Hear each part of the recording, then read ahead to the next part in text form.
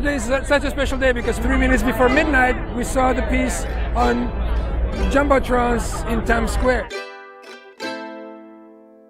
This is the opening night of Crossing the Line, which is an international arts festival.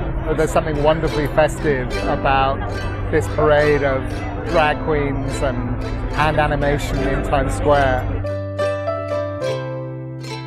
Nature Theatre of Oklahoma are one of the most exciting experimental theatre groups in the United States. The project that they are showing here is part of a 10-year huge marathon performance called Life and Times. Part of that is a hand-animated film.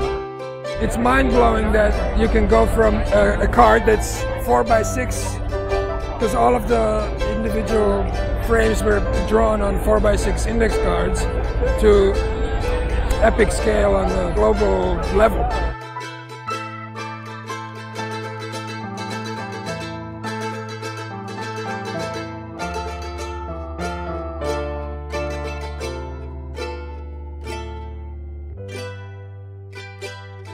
Just to watch our home movies that we've drawn painstakingly frame by frame become part of somebody else's home movie on just a night out.